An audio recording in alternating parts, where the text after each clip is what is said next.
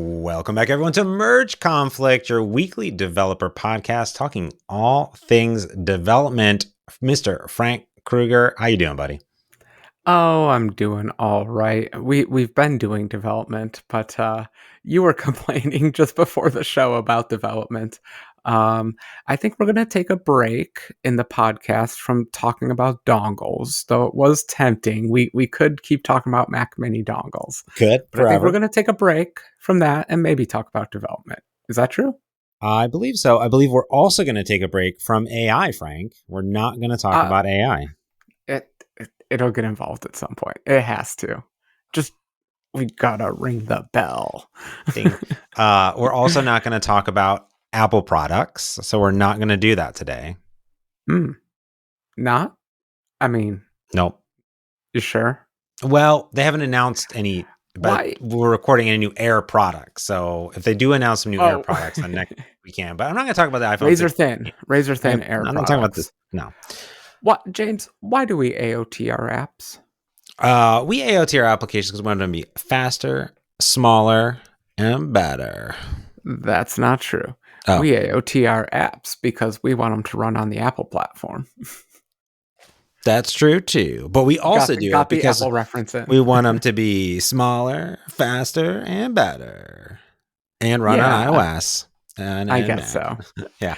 Well, also forever though, also we've been wanting to optimize AOT applications for Android as well, mostly to like really help the startup time of the application, and on Windows as well, and a Mac obviously too.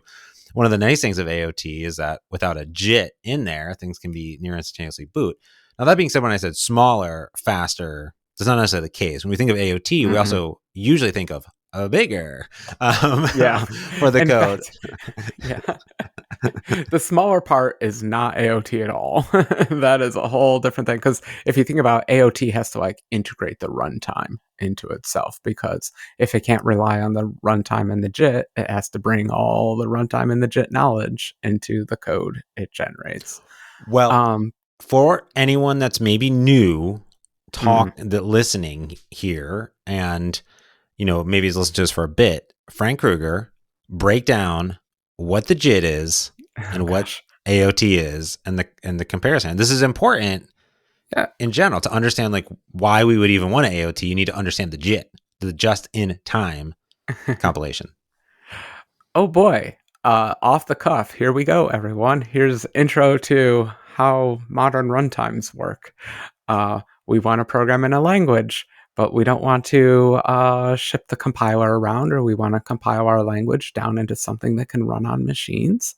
Cool. No problem. But we don't want to compile for every machine. So we create an intermediate language. It's not one machine language. It's the machine language to rule them all. Of course, machines don't run our magical intermediate language, so we have to do a little trick called the JIT, the just-in-time compilation, which takes our magical machine-independent program, assemblies, if you will, DLLs, if we're being crass, and turns them into real machine code, so it can zoom, execute away, and then actually do the things the code says to do. Now, that's all good. Life is good there. It can dynamically do this. It doesn't have to do all that ahead of time. So the first time you call a method, it runs the JIT, compiles it into native code, and executes it. That's really cool for doing like dynamic loading of libraries. So you can have a really large app, but a quick startup time, because maybe your first DLL, just whatever, pops up a little WinForms UI or something, and then on a background thread just starts dynamically loading other libraries or something like that. Classic plugin architectures, things like that are enabled. But overall, it's just a nice abstraction. It's just a cool way to program. Now, and that is different than a programming language in the stack that would be interpretive, like something like Python, because how does those applications run? Because they are not JITted. Python's gotten weirder though over time, but no, Python is an interpreted language for the most part. C Python people don't yell at me too much, but it's still interpreted. So the borders are so thin, man. So it goes like this. the way the JIT works is it takes that machine independent code and it turns it into real machine code. And then it Ooh. just says, microprocessor, have at it. Go do your microprocessing thing. When you have an interpreted language like Python, basically every line of code, the runtime has to get involved and do something. In the case of Python, it's normally just method lookup. So given an object, given some indexer into it, look up what method to do. That's how you call properties on it. It's how you look up things in Python. That's its most dynamic operation. So it can't just generate machine code to do that, because sadly, Intel and ARM machines don't have lookup property on dynamic object as a native instruction. So the runtime has to do its thing. The lines blur. Of course, the lines blur because you can, yeah, you can get closer and farther away from those edges. Yeah. For JIT versus interpreted. You can have purely interpreted where you're literally just like reading the source code on the fly. You're not doing any processing. Yeah. But Python's a little bit closer to the middle. Okay. So then AOT, ahead of time. Oh boy. Now, instead of just in time, waiting until you call the method to turn it into machine code, what if, James, we just bulk do it? Here's my code. I got so many cores just sitting here ready to compile that code up. It's ready. I love it. Let's do it. I'm ready. I love 30-second build times as I wait for a stupid native code to be generated. For the record, IL is a very simple intermediate language. It's a very simple machine that it models. So it's very easy for compilers to output. It's very easy to read in. It's very easy to interpret. Machine code is a monster of a mess. So it turns out turning all that beautiful, elegant IL code into machine code takes a moment. And it tends to get bigger because IL is a slightly higher abstraction than machine code. Not much. But it does have virtual function dispatch. It does have generic type support. And those things are not natively supported by the Intel CPU or the ARM CPU. Sadly. Again, sadly. So those operations get big and our executables get bigger. Yeah. Because those do have to be inlined into all the machine code. Did I make any sense in all that? Yeah, I think so. Cool. Yeah. I mean, so it's good to know the differential, because I think you hear when you just clicked on this episode and you're like AOT. And a lot of people don't even know what that means. And we talk about it all the time, and we'll talk about like, all the improvements in AOT and this and that and blah, blah, blah, blah, blah. But like, people don't like, why? Like, why is it even, like, we said 3 different ways to compile your application and running your application to get it into things. Let's like, why do does it even why. matter? Yeah, why? The whys are fun. Why? I made the joke. My number one why is because you have to ship on an Apple platform. That's very true. Or at least on iOS, not on Mac, but on iOS. But that's not the only reason. I love making self-contained apps that don't have to carry around a runtime or a million DLLs and things like that. So although it is a gross step to do that 30-second compile or whatever to native, in the end, you get this cute little binary out that just can run. It doesn't need to spin up. I mean, it is running the runtime, but don't tell anyone. But it's all bundled in there. It's all it's all happening behind the scenes and all that stuff, and it runs fast. I think that I liked it just from like a shipping and apps point of view. You can just hand someone a .exe and you don't have to worry about what's installed on their machine. It'll just run if the Windows security model will allow it. But I think so. That was my own personal fun one. But I think in the modern era, it's all about the efficient server world where we want good startup times, but also just I think it's the self-bundling to make sure that everything's all together. You don't have to worry about dependencies, but also that startup time and just everything kicks off nicely. Yeah. A good case in point of this recently was I was looking around for a podcast feed downloader tool. Very specific. I was like, Mhm. because there's a few podcasts that we've done and I've done with other How folks. many James, let me interrupt, but how many demos have we done on stage downloading podcast feeds? That used Lots. to be our favorite demo. So many. Well, the thing is, I probably could create it in, GitHub Copilot agent mode, probably in like no time at all, and just put a Yeah. little app together.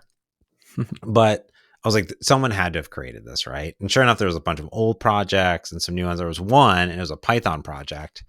And sure enough, they're like, here's an exe. And it's a very simple UI, right? It's like, give me the RSS feed. Where do you want me to download them all? Fetch, download. And like, it'll just go through and download, hundreds of episodes. And it gets the metadata and it does like nice file names, perfect. Amazing. One at a time, just one thread. You just get one Yeah. thread. And I tried to open on my Mac and my Mac's like, nope, that's not going to work. So like whatever Python UI tool they did, they obviously only compiled it for like, Interesting. Windows x64 or whatever. So it Yeah. ran on my VM. And so then I ran it inside of VMware that was on my Mac, inside of Windows, and then I downloaded all of them and then I backed them all up. So to your point though, I can just take that exe and just like run it anywhere, which would have been nifty. Yeah, well, the downside is now you have to compile for different operating systems and different processors. But it's sometimes worth it, to just if I'm always on a Mac, so it's okay if I have some Mac binaries sitting around, Oh if I yeah. just want to throw them in a /bin folder and just always have them available at the command line. Totally cool. Um, I don't know. I think it's also, and truly, coming from the mobile world, it really is just the Apple reason. You and I got used to AOTing our apps because we had to. That Yeah. was the only way to do an app.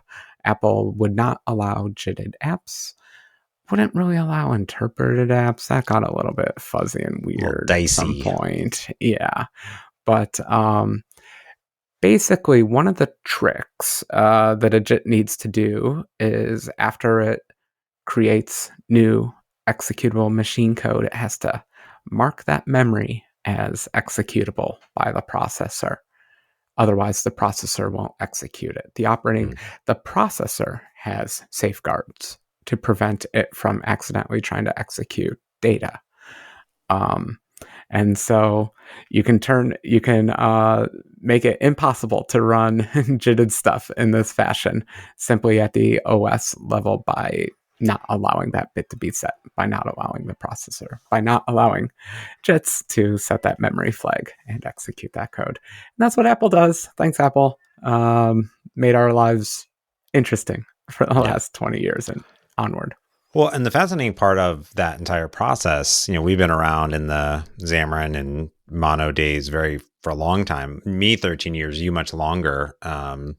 In and around that 13 years, I don't even know. 14, Yeah. 13. You Gotta must do be, math. yeah, like through, 2008.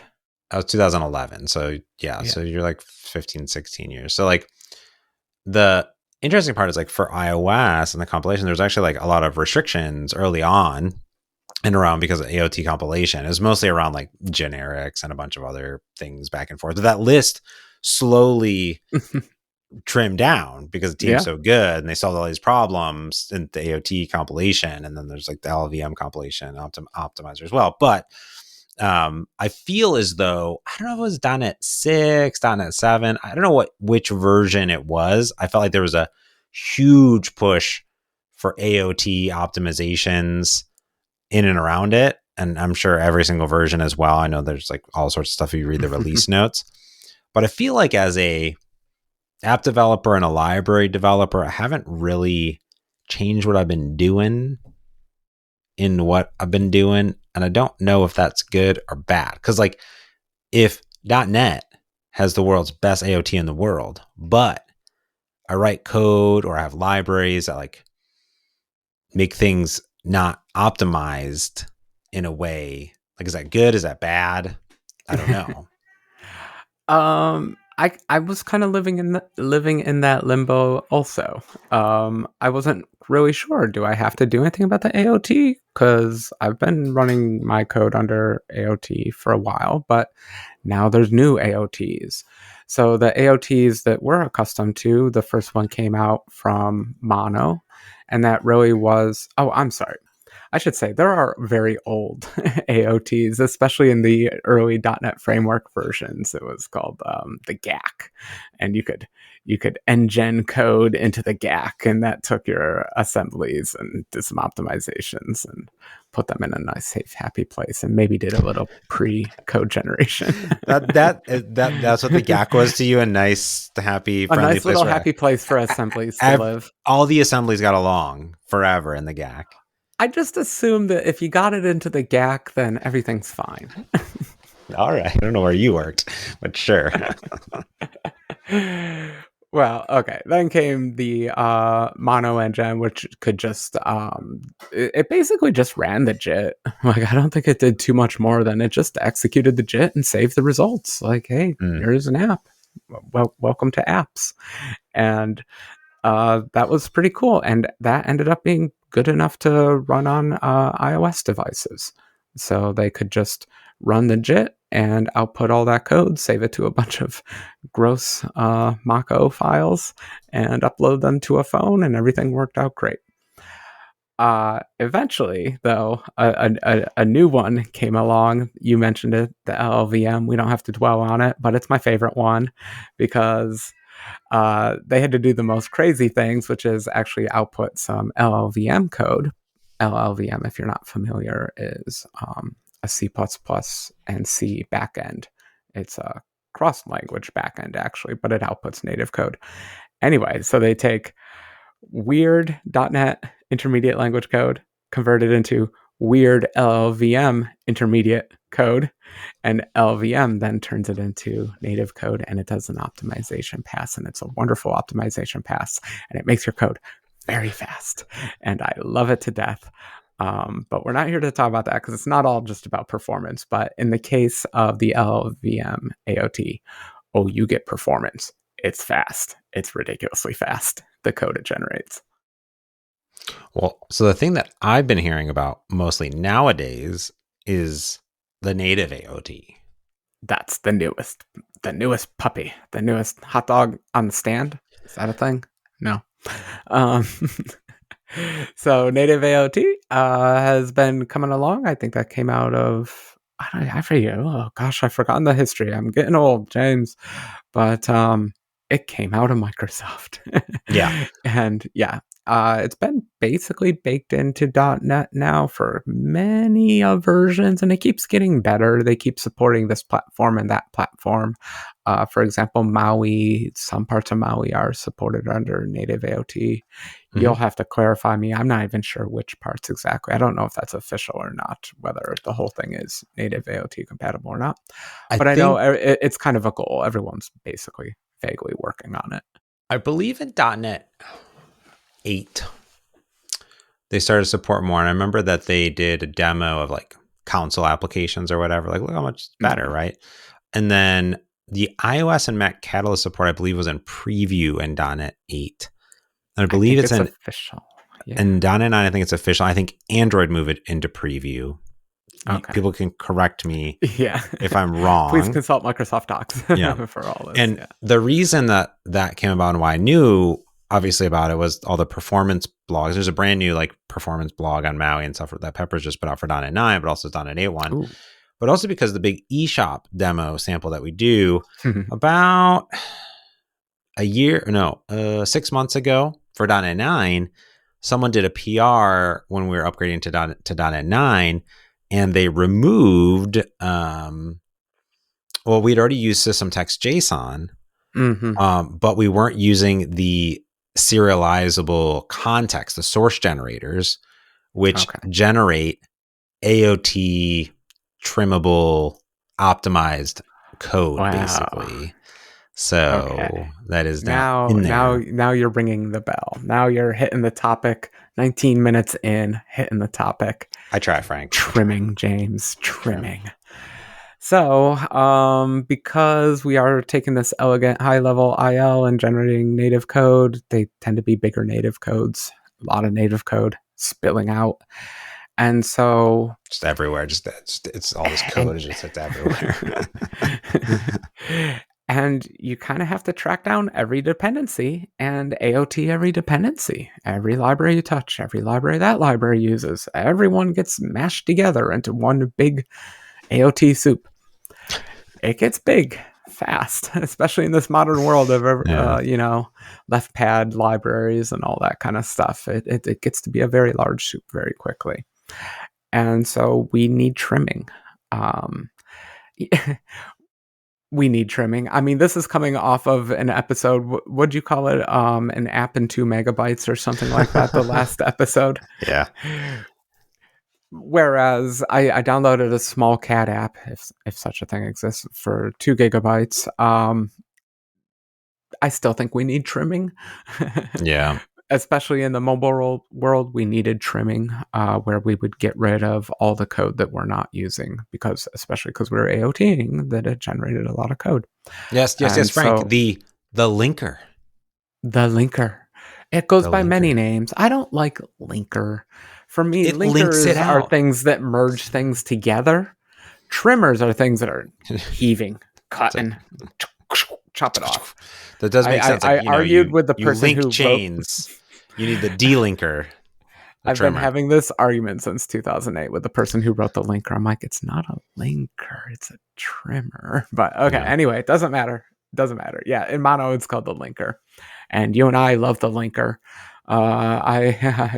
Several of my apps have terrible linker configurations to make all the trimming work. But you and I have been living the trimming world. But nowadays, in a project file in any .NET project, you can put what is it? Publish trimmed true, something Yeah. like that. Mm-hmm. Yeah. And then when you do your fancy .NET publish, it's going to run a trimming pass. Now, we have been talking AOT this entire episode, but James, will shock you to know I'm not talking about AOT right now. What? AOT highly depends on trimming because otherwise AOT generates way too much code. Yeah. But trimming is a feature you can always do to your app. If you do pull in 8 million libraries, but you only use left pad from 2 of them, then you might want to trim your library, and that it trims out it just deletes classes and methods that you're not using. I like to call this tree shaking, and I may Tree not shaking. have created that, but when I was on stage talking about the compilation in the Xamarin days, I thought of it like a tree, that maybe an apple tree, and an apple tree that is growing, and it's there. So your app is done. It's flourishing. It has all these apples. Now, think of that tree as all of the libraries, all of the .NET libraries, and the BCL and everything in there, right? It's every API is an apple. The problem here is that we want to have the APIs that you're using flourish, and those are strong apples, right? But all the other ones, they're dead. They're dead APIs. Those apples are rotting to their core. So what you do is you get and you shake that tree. You shake it, Frank. You shake it aggressively. The more aggressive you can shake it, the more of those dead APIs fall off, right? So the more optimized and the more that you don't create those intertwinings of references. So really for it to remove it, to trim it, to shake it, to get those dead apples off, it's got to be relatively clean, optimized code that can do that. Else some of those apples become kind of in between. They're like just hanging around for no reason and cluttering up your API. You're bringing up the in-between apples. Well, I'm going to talk about the in-between apples. So you got those 3 types of apples, right? And those are the things. So for example, like let's say you create an application and you never use HTTP client. Just never you don't have the internet in your app at all. Doesn't Nothing exist. Use it. Guess what? Insecure, I hear. It's security. I need that in my app. Frank. I need it. So don't put the internet in your app. Problem solved.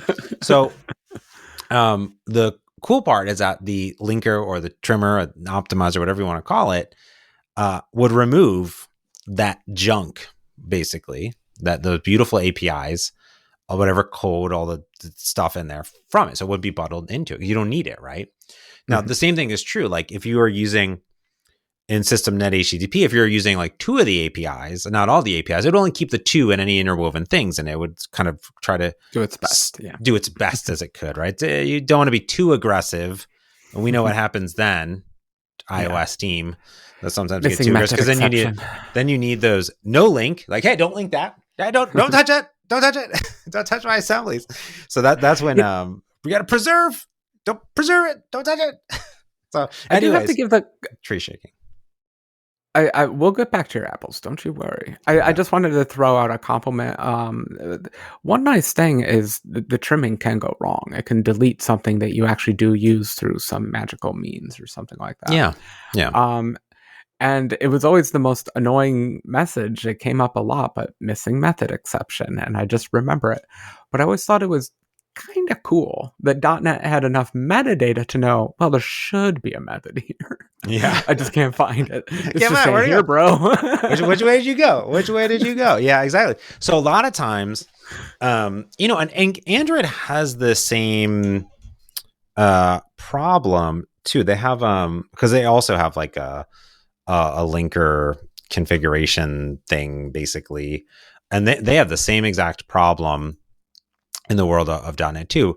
But what they call it is like the what's the thing that they call it? It's like the ProGuard rules. Array. It's like a ProGuard shrinker thing, basically, and like you need to say basically like, hey, don't remove like the billing client, for example. Like if you're using all of it, hey, keep that.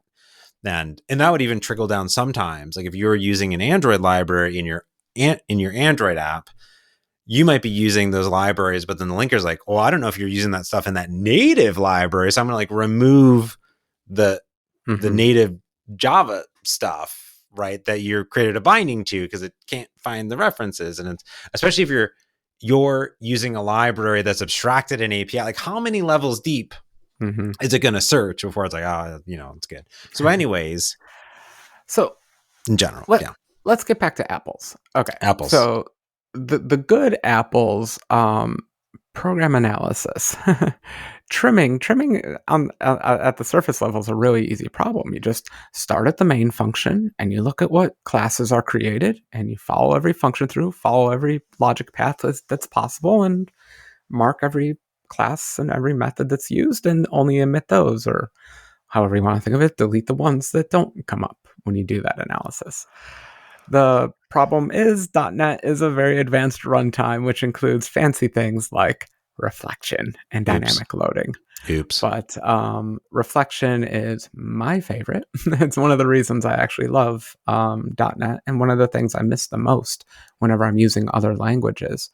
There's nothing more beautiful than just like .get type .all properties just show me everything. Like I'm not in the mood to figure out or read some documentation. Just give me everything you got, Mr. Object. Where was I? So I'm completely lost now, James. Where was I? Oh, we're talking about we up to? Reflection. We've trimmed. So, we went to healthy apples. We have the healthy apples that we can easily find. Reflection creates not healthy apples because at any time I can reference any member of any object. There's no way for the compiler to identify which apples I'm doing. Maybe it's more of a nasty branch. I don't know. It's your metaphor. I don't want to mess with it too much, but there's something out there. It can't quite find apples. It can't quite get from the branch there. Yeah, it can't. It's sort of like the apples are hidden, so it doesn't know what to do. This metaphor is killing me. I'm getting lost. Yeah. Well, it's actually it's not that they're hidden, because the problem is that can't get to them. Don't know. Well, it looks at the apple and it's like, what's going on here? And what it sees is a rotten apple. that's ready to be trimmed. But actually, if you put on your Google or your Apple Vision Oh boy. Pro, it's actually Oh a boy. beautiful apple that's just been there. But the only problem is you didn't see it through the Vision Pro capabilities that were reflecting into the apple. Right? Okay, this metaphor is Oh, this terrible. is Okay, great. let's stop. Let's say what it actually is. Okay. You can detect these objects through static analysis. The problem is Yeah. at runtime, it's a dynamic system, and you can access objects dynamically. A lot of people don't do it, but in C Sharp, there's the dynamic keyword, Yeah. and you can just slap that puppy and just start accessing all sorts of random things, and that breaks static analysis, compile time analysis, where it can actually find the good apples. There we go. Back to the metaphor. Boom. We did it. So this has always been a problem. So the big way we always handled it, at least with us, is don't trim my code. Trim everyone else's code. I don't trust them, but don't trim my Yeah. code. Yeah. That mostly works, but it's a little old-fashioned, and Microsoft is raising the bar a little bit, where they just want to say trim it all, publish trimmed.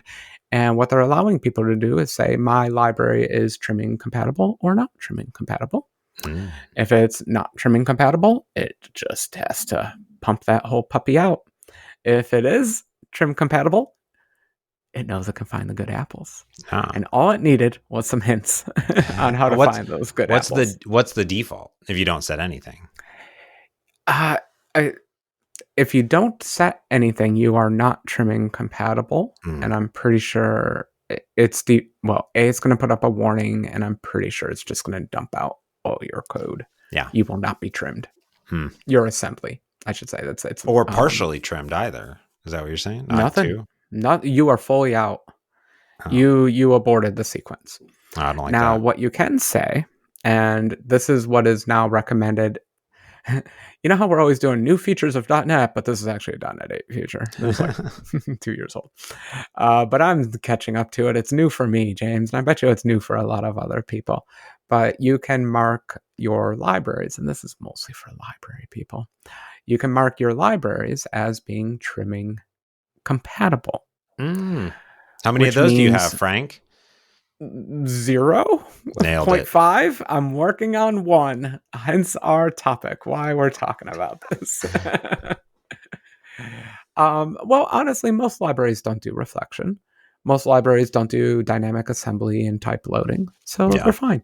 Yeah. The trimming works fine. All their apples are quite visible and accessible. No problem.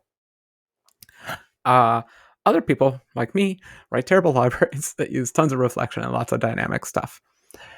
The good news is, in the old days, basically you just had to say, like, hey, if you're going to use my library, A, don't trim my library. Who knows if my library itself is trimming compatible? And B, especially don't trim your code, because my library might try to access objects in your code that will then vanish and things won't work. Mm. But new in .NET 8 and .NET 9, you can actually mark methods, even if they use reflection, as saying, hey, I'm going to do reflection on this type. This type alone. I promise only this type and nothing else. Mm. And that is a nice signal to the compiler. You're not saying, here's a good apple that I guarantee you that I'm going to access. Well, I'm saying, here's a bunch of apples. I might access any of them. Who knows? And in fact, I even have flags you can set to say which kind of apples. So like public properties, private fields, public fields, properties, public, all the things. You can be very specific on what you're going to access.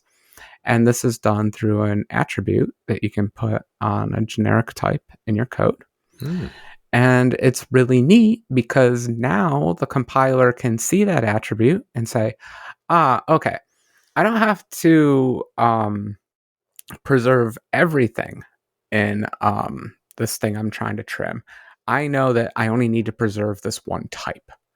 And in my case, this is all for my SQLite library. In that case, those types are usually very simple types. They're just kind of data. They're just things holding properties and data. And so it can still do its trimming on everything it wants to trim, but it knows it can't trim types passed to that function because I mark them as I might access dynamically random bits of those Yeah. objects. It's cool. That's neat. Yeah. It And is. so that basically will then enable you to turn on the trimming until then the trimming can say, okay, like I know what's up. Right. And so now I can say, even for a library that uses reflection and dynamic loading, I can say I'm trimming compatible because there's the one marker I just said. It's an attribute, and I'm already forgotten what the attribute is called. It's called it's called dynamically accessed members. Yeah, dynamically accessed members. It's a mouthful. It's beautiful. won't call it damn, even though that's what it is. You put that on your generic types, and that enables the Apple finding. So that's cool. There are cases, though, where maybe you're not taking in a generic type. You're actually just taking in a lowercase object. It could be anything. Who knows? And I'm just going to access anything about it. If you follow the AOT rules, that means, by definition, nothing can be trimmed because object can be anything by definition. So that's bad. And there's really, honestly, no elegant way to handle that. So what you do, you can put another attribute on your method, and that attribute basically says, I'm sorry. I'm sorry. It's an apology attribute. Yeah. It's called requires unreferenced code. And what's kind of clever in the system is, as long as your app never accesses one of those functions with this attribute I can't keep these names right. It's called ruck, requires unreferenced code. As long as your app doesn't call any ruck methods, it can be trimmed. All the trimming can be very aggressive. It can go find its good apples. But if you do call a ruck method, then you just kind of opted out of the trimming mechanism, and it has to throw up its hands and say, I'm sorry, and not trim. But I think that's pretty cool. So what we have now is a very granular way of being very specific and saying what dynamic things we're going to access. And then we have a big giant flag to say, this is a dangerous function. You can trim out 90% of my library, but if they call this function, sorry, you can't be doing your trimming anymore. I think that's pretty cool. So on SQLite-net, there's a PR that I know you brought in to handle this. For your library, it does add quite a bit of conditional compilation because these APIs are only on .NET 8 or greater, like you were talking about. Mm-hmm. I guess the question I have is, like, what type of difference are we talking about here in this trimming? Like SQLite-net, it's not like it's a big library, right, in general. So is the trade-off worth it in this case? Like, are we talking kilobytes? Yeah. Are we talking like, it's going to trim out a half a meg because of I think stuff of it, the AOT generated code? No, none of that. None of that. This library is tiny, and the objects it accesses are tiny. This has nothing to do with performance. This has everything to do with correctness of the build and for the greater good. Making builds easy and smooth. So trimming is becoming popular. People are trimming their .NET apps. And if I start trimming my app and this warning pops up every time, every build log, it says SQLite is not compatible with trimming. You should blah, blah, blah, blah, blah. Read this MSDN link here. Yeah. It's gross. I don't want my library to be bringing up a yellow warning anytime someone's doing modern development, especially in my personal case where it's an AOT thing where you and I are AOT specialists. Like we can handle this. I was a little remiss because I just didn't know what the modern technique was. I haven't been keeping up. So it's been fun for me to learn the modern technique and learn how to do the modern trimming type stuff and get this going. So is it worth it? In the case of performance, no, this is not performance related. Not at all. But is it worth it? Yeah, because I want my library to be a nice modern .NET library. I want you to bring it in. I want you to be able to access databases without any thought. I don't want silly warnings popping up every time you use my library.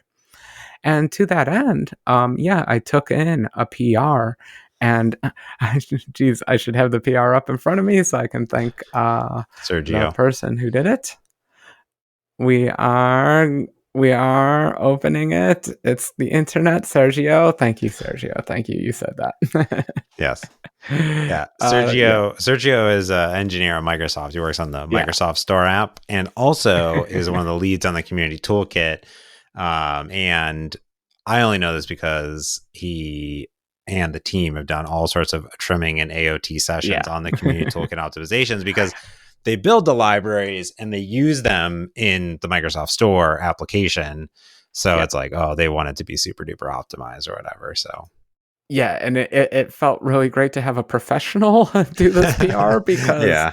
I read the docs and the docs didn't make 100% sense to me. I'll be thoroughly honest. I'm not sure I Yeah. could have written this PR. But now that I've seen it, oh, I get it. And now I can Yeah. apply it to other things. It's no big deal. But the neat thing is, so they did the hard work and the library is now trimming compatible. But what I've learned is some of the APIs are not. Some of the methods are ruck methods, the bad ones, Yeah. which kill the whole trimming game and puts up a warning. Basically, I hate warnings. So what's neat is those were just convenience methods. It's a lot of work in SQLite because I just have convenience method after convenience method after convenience method. So many generic arguments have to be repeated over and over. But that's just the kind of library it is. It's a convenience library. It's supposed to be easy to use and fun to use. So there are methods that are bad, and I'm going to change the API. So I think it's that important that I'm willing to add a few APIs so that people don't get gross warnings when they use my library and just want to insert into a table. Whoa. Does that mean we're getting SQLite? Or wait, is it still going to be called Maybe you could change the name, but is it still going to be? Is it version 2? Is that what's going to happen? No, it doesn't need to be a version 2. I'm just Are enabling you? AOT. If It's you're breaking 1.10. it, It's you're never breaking making a it. version. I'm Are not you breaking it. breaking I'm it? adding only adding. Oh. So the way the C# compiler works, I have a lot of methods that take an object as its first parameter, Yeah. lowercase object. Oops. And if I make those generic, it'll pick up the generic method before the object method. Nice. And there's even ways to prioritize in the C# compiler now. You can say, Yes. please use this one before Yeah. any of the others, and I will put that attribute on because, yeah, I think this is worth it. That is, it's a C# 13 feature, I Yeah, think, it's cool. that You can actually. Kathleen was talking about. I remember her talking to me about it, and she's like, no one's ever going to use this ever, but like, unless you're a library creator doing this one specific thing, like we do all the time here. Like, I think it's like they Yeah. created it for themselves, but also like for library creators No. that need it too. And like in this instance, Oh, there it's you go. super useful. No, Yeah. I humbly disagree. If you need it, other people probably need it. It's my argument against Probably. the internal keyword. If you need to expose something in your own code, chances are the users of your code are probably going to want it too. But anyway, Listen, you can do these, kind of instructions for GitHub Copilot. You can put them, you can be like, hey, I'm using these libraries. I'm doing this thing. Please always do this thing. I have a first instruction, make every method public. Everything's public. There's no privates. Everything's public, all public methods, public classes, public everything. Doesn't matter. There's none. It makes everything easier. It's easier. Yeah. Should be the default. In next week's Merge Conflict, we will talk about public, private, and internal classes. Like, does it even matter? That's all I ever want to talk about, James. All right. Well, good. We'll do it. Okay. Well, that was fun. That was enough. We can get back to AOT and dongle AOTs. I still think I need to build the AOT dongle. Or the AI dongle. What am I saying? The AOT AI dongle. Whew, it's too late. Gosh. Well, we'll see what happens if Apple does announce any new laptops. Although my laptop is still fine, so I don't know there. Small phone, iPhone SE to follow up the iPhone E.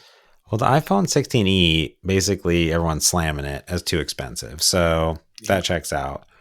Well, let us know. I also know a lot of people did buy Mac Minis that listened to the pod.